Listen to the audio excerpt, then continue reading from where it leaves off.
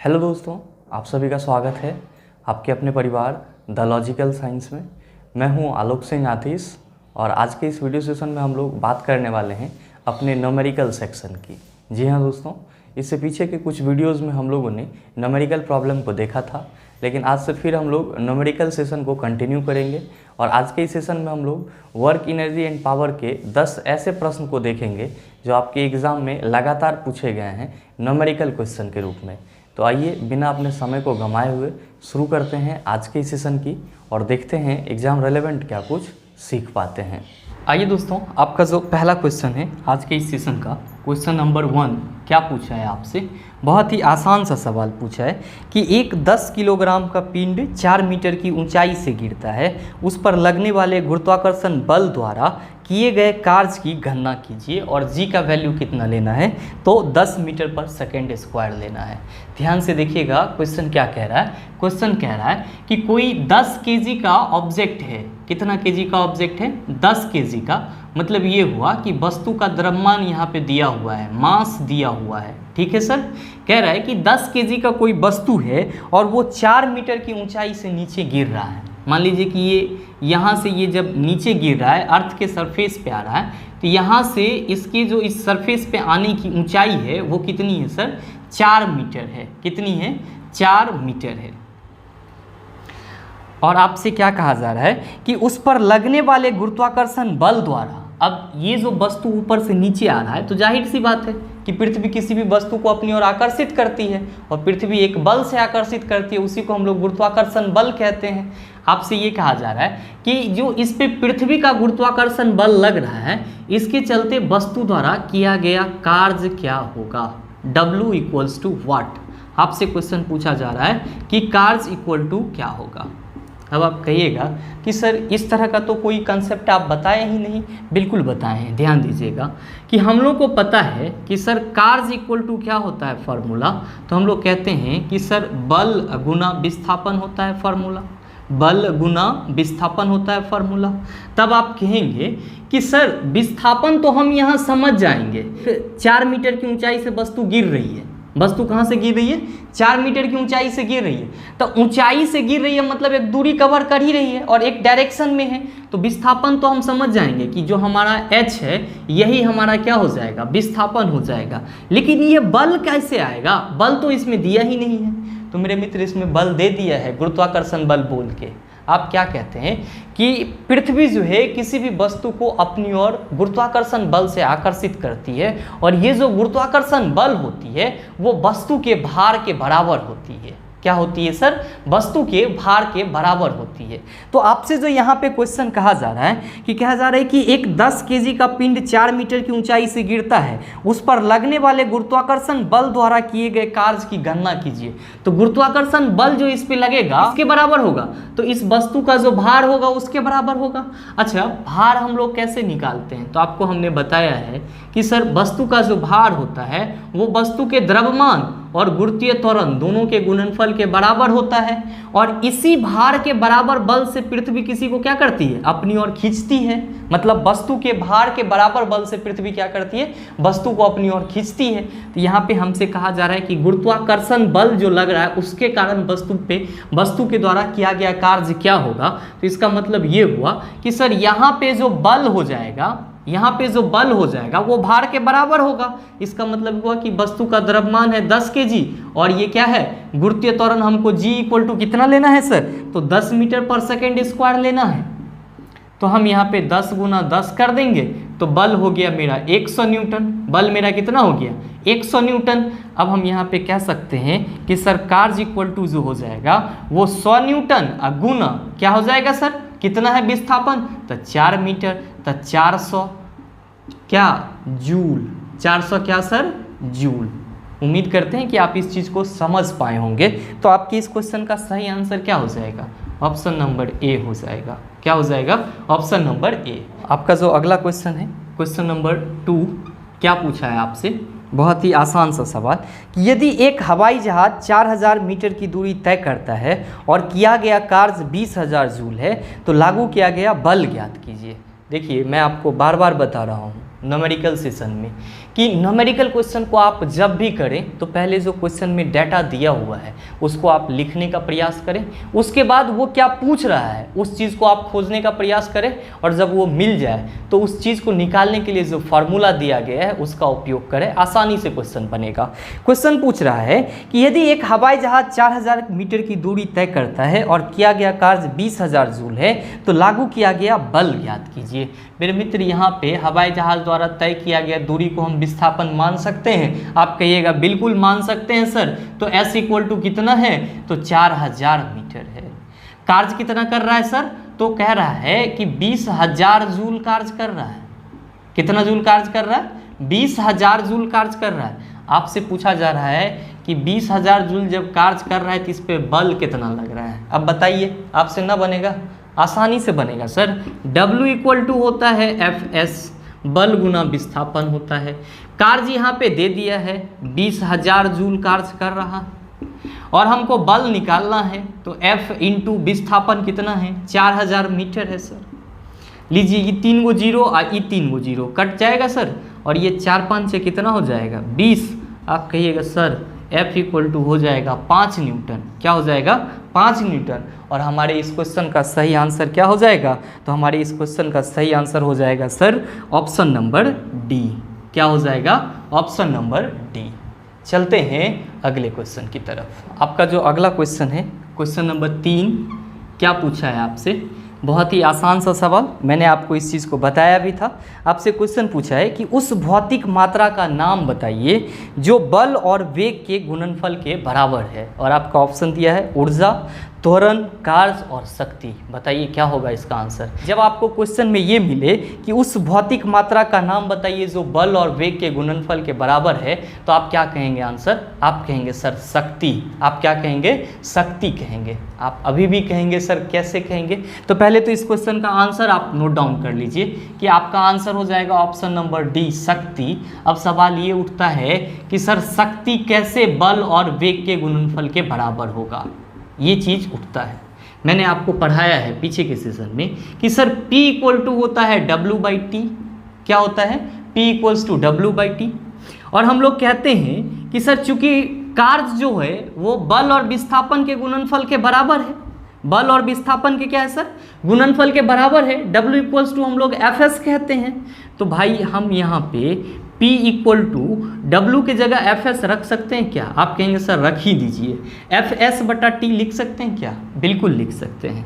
क्या P equals to हम F into S/T लिख सकते हैं क्या? बिल्कुल लिख सकते हैं।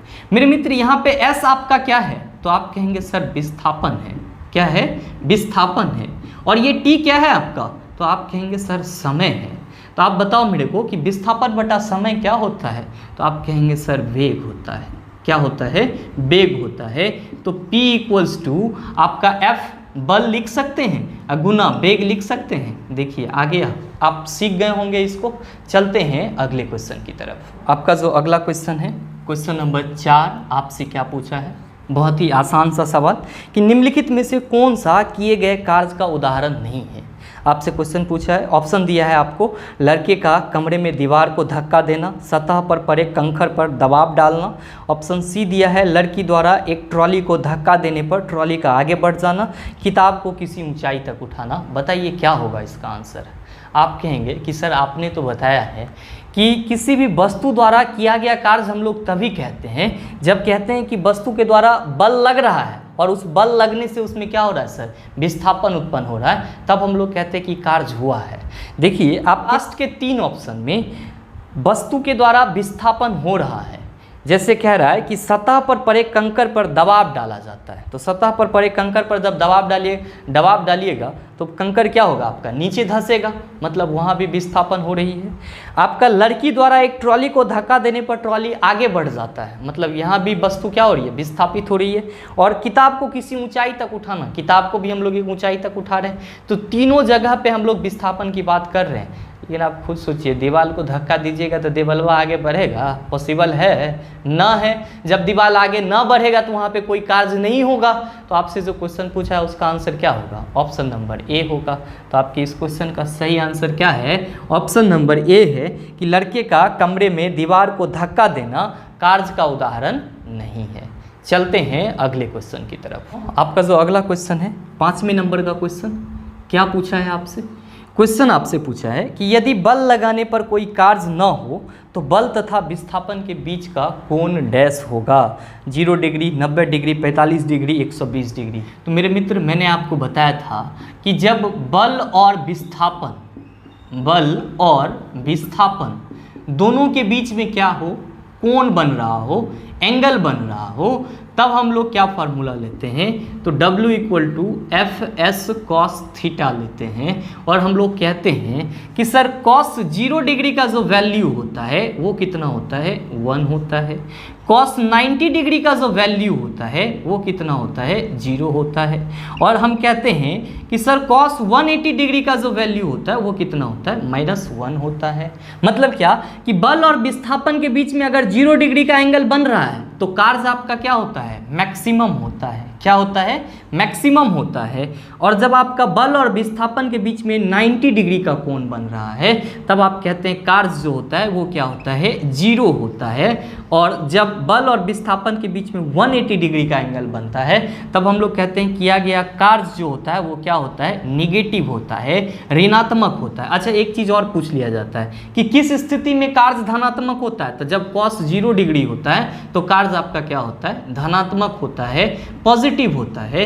मेरे मित्र, आपसे सवाल क्या पूछा है, आपसे सवाल पूछा है कि यदि बल लगाने पर कोई कार्य न हो तो अगर बल लगाएं और बल और विस्थापन के बीच में 90 डिग्री का एंगल बन गया तो कोई कार्य होगा, ना होगा।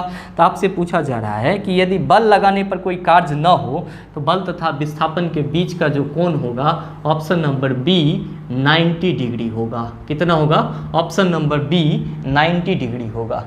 चलते हैं अगले क्वेश्चन की तरफ। आपका जो अगला सवाल है क्वेश्चन नंबर 6, आपसे क्या पूछा है, क्वेश्चन नंबर 6 पूछा है कि यदि कोई बल किसी वस्तु पर विस्थापन की दिशा में लग रहा है तो कार्य का समीकरण क्या होगा। अच्छा देखिए, दो बात होता है कि यहाँ पे जो आपको क्वेश्चन दिया है कि यदि कोई बल किसी वस्तु पर विस्थापन की दिशा में लग रहा है, मान लीजिए कि ये आपका यहाँ पे एक लकड़ी का छोटा सा कोई ब्लॉक है और इस पे आप F फोर्स लगा रहे हैं और ये जो वस्तु है ये आप इधर बल लगा रहे हैं तो ये वस्तु भी इधर ही विस्थापित हो रही है।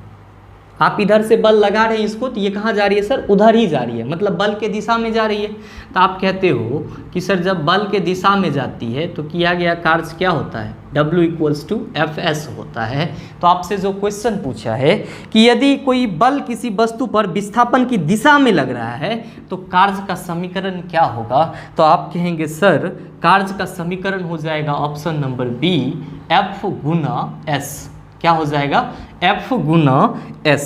अब ध्यान रखिएगा कि जब आपसे ये पूछ दे, आपसे क्वेश्चन में ये कह दे कि बल जो है वस्तु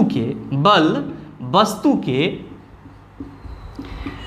विस्थापन के विपरीत दिशा में लग रहा है। अच्छा ये उल्टा हम लिख रहे हैं यहाँ पे, आप इसको जरा सा मिटाएंगे और ये कहेंगे कि अगर विस्थापन, क्या सर, विस्थापन बल के विपरीत दिशा में हो, विस्थापन क्या हो सर, बल के विपरीत दिशा में हो, विस्थापन क्या हो, बल के विपरीत दिशा में हो,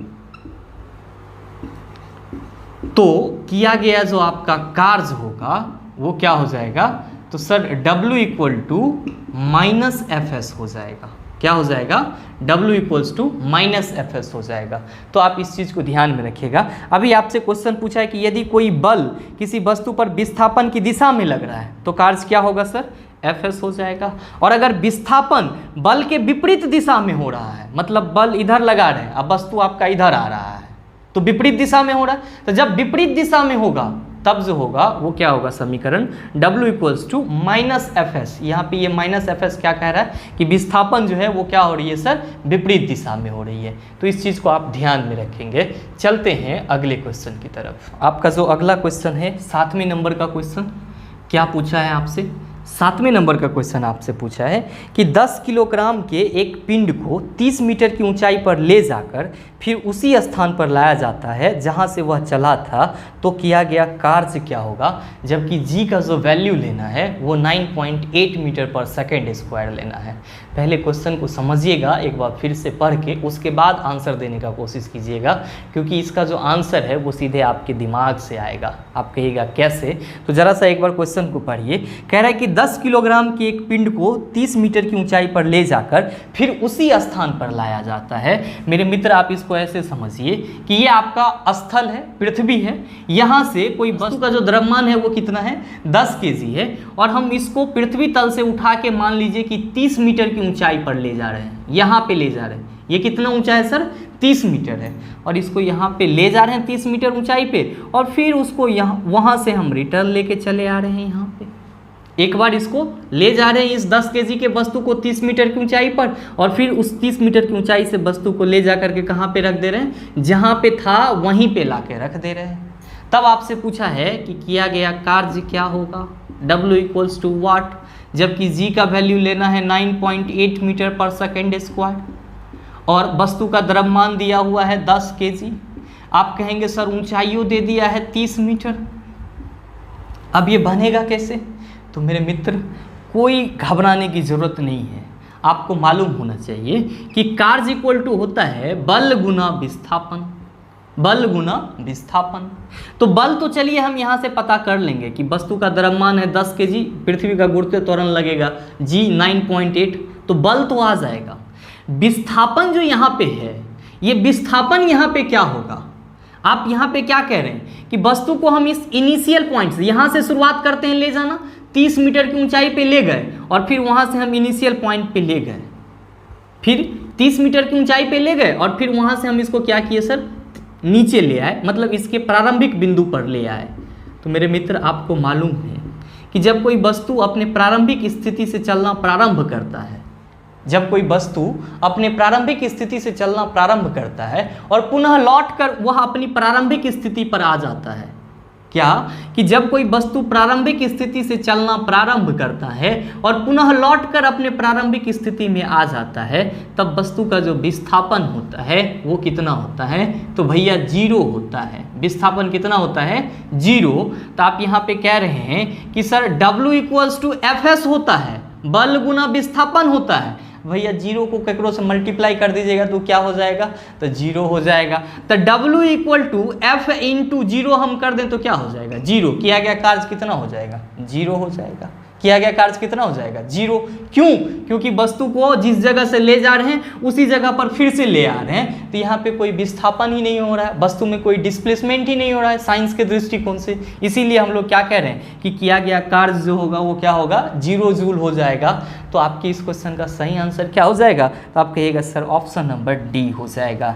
चलते हैं अगले क्वेश्चन की तरफ। तो आपका जो अगला सवाल है क्वेश्चन नंबर 8, क्या पूछा है आपसे, क्वेश्चन आपसे पूछा है कि 1 जूल बराबर होता है 10 टू द पावर 3 अर्ग के, 10 टू द पावर 5 अर्ग के और 10 टू द पावर 7 अर्ग के, और ऑप्शन डी दिया है 10 टू द पावर 11 अर्ग के। तो क्या हो जाएगा आपके इस क्वेश्चन का सही आंसर। मैंने आपको जस्ट पीछे वाले सेशन में पढ़ाया है कि अर्ग जो होता है, अर्ग जो होता है ये आपके ऊर्जा का क्या होता है सर, CGS यूनिट होता है। ऊर्जा का क्या होता है सर, CGS यूनिट हो जाता है। तो आपसे जो यहाँ पे क्वेश्चन पूछा जा रहा है कि 1 अर्ग इक्वल टू क्या होगा, 1 अर्ग इक्वल टू क्या होगा, तो आप कहेंगे sir 10 to the power -7 joule होता है। कितना होता है, 10 टू द पावर -7 जूल। तो आपका जो यहाँ पे क्वेश्चन दिया हुआ है कि 1 जूल बराबर होगा, तो यहाँ पे माइनस छूट गया है ऑप्शन सी में, ऑप्शन सी में माइनस छूट गया है, यहाँ पे 10 टू द पावर 7 अर्ग लिख दिया गया है, ये गलत है। क्या होगा, 10 टू द पावर -7 अर्ग होगा। इस चीज़ को आप ध्यान में रख लीजिएगा, ये आपका सही है। तो ये आपका एक बहुत ही बेसिक सा पॉइंट था, मैंने आपको बताया था इम्पोर्टेंट पॉइंट करके कि इससे भी क्वेश्चन पूछे जाते हैं, और देख लीजिए क्वेश्चन आपके सामने है। उम्मीद करते हैं आप इस चीज़ को भी समझ पाए होंगे। चलते हैं अगले क्वेश्चन की तरफ। आपका जो अगला सवाल है क्वेश्चन नंबर 9, क्या पूछा है आपसे, ये भी मैंने आपको पीछे बताया था। आपसे पूछा है 1 वाट आवर इक्वल टू वाट, ये चीज़ मैंने आपको पीछे बताया है। आप इसको कैसे सॉल्व करेंगे? तो सर वाट आवर पूछा है यहाँ पे, तो 1 वाट आवर इक्वल्स टू जो ये आपसे पूछा है, ये पूछा है कितना जूल, इसमें पूछा है, यही ना क्वेश्चन आपसे पूछा है। अब देखिए कि जूल तो आपका वाट सेकेंड में होता है, किस में होता है? वाट सेकेंड में। यहाँ पे वाट आवर दिया हुआ है, मतलब यहाँ पे आवर को हमको किस में बदलना होगा? सेकेंड में बदलना होगा। मेरे मित्र आप बताओ कि 1 वाट दिया हुआ है, तो 1 वाट हम यहाँ पे लिखते हैं। आवर 1 घंटा में कितना मिनट? तो आप कहिएगा 60 मिनट। 1 मिनट में कितना सेकेंड? तो 60 सेकेंड। तो 1 घंटा में कितना सेकेंड? आप कहिएगा दोनों गुना कर दीजिए, तो 3600 सेकेंड। तो अब ये क्या हो गया? 1 watt hour equal to 3600 joule. क्या हो गया आपका? 3600 जूल। लेकिन आपका क्वेश्चन इस तरह से तो नहीं दिया हुआ है, आपका क्वेश्चन पॉइंट में दिया हुआ है। अब इसको कैसे सॉल्व करेंगे? तो हम इसको 36 गुना 100 लिख सकते हैं सर। क्या हम इसको 36 गुना 10⁻²लिख सकते हैं? क्या हम 36 के बीच में पॉइंट डाल सकते हैं? आप कहिएगा बिल्कुल डाल दीजिए। जब यहाँ पे पॉइंट डालिएगा तो एक पावर 1 बढ़ा दीजिए, तो 3.6 × 10⁻³ जूल हो गया। तो आपका जो क्वेश्चन पूछा है कि 1 वाट आवर इक्वल टू क्या हो जाएगा, तो आप क्या कहेंगे? 3.6 × 10⁻³ जूल। तो आपके इस क्वेश्चन का सही आंसर क्या हो जाएगा? ऑप्शन नंबर बी हो जाएगा। क्या हो जाएगा सर? Option number B. चलते हैं अगले क्वेश्चन की तरफ। आपका जो अगला सवाल है क्वेश्चन नंबर 10, आपसे क्या पूछा है? आपसे पूछा है कि किसी निकाय पर नियत बल F लगाने से उसमें उत्पन्न वेग का मान v है। कह रहा है कि कोई सिस्टम है, मान लीजिए कि यही सिस्टम है, इस पर हम F बल लगा रहे हैं और इसका जो वेग है वो v वेग हो जा रहा है। F बल लगा रहे हैं तो v वेग उत्पन्न हो जा रहा है। इसका सामर्थ्य क्या होगा? आपसे ये चीज़ पूछा है। सामर्थ्य का मतलब क्या हुआ कि सर इसका पावर क्या होगा? तो बताइए, अभी पीछे के सेशन में नहीं, अभी पीछे के क्वेश्चन में मैंने आपको बताया है कि सर पावर जो होता है वो बल और वेग दोनों के गुणनफल के क्या होता है? बराबर होता है। और यहाँ पे जो क्वेश्चन आपसे पूछा है कि किसी निकाय पर नियत बल F लगाने से उसमें उत्पन्न वेग का मान v है, तो सामर्थ्य P का मान क्या होगा? तो आप ही बताइए P का मान क्या होगा? तो आप कहेंगे सर F × v होगा। तो देखिए आपके ऑप्शन में कहाँ है F × v? तो आप कहेंगे सर हमारे ऑप्शन में ऑप्शन नंबर C है। तो आपकी इस क्वेश्चन का सही आंसर क्या है sir? Option number C, F × v। क्या है आपका? F × v। दोस्तों उम्मीद करते हैं यहाँ तक के सारे सवाल को आप अच्छे से समझ पाए होंगे। मिलते हैं हम लोग फिर इसके अगले पार्ट में कुछ और हार्ड क्वेश्चन के साथ। ये तो आपका आज सिर्फ और सिर्फ बेसिक था, ताकि आप अपने कंसेप्ट को एक बार सही से पकड़ पाओ। अब इस पे आधारित हम लोग थोड़ा सा टफ क्वेश्चन करेंगे जो आपके प्रीवियसली एग्जाम में पूछे गए हैं। मिलते हैं फिर अगले वीडियो सेशन में, तब तक के लिए best of luck. Thank you, have a nice day.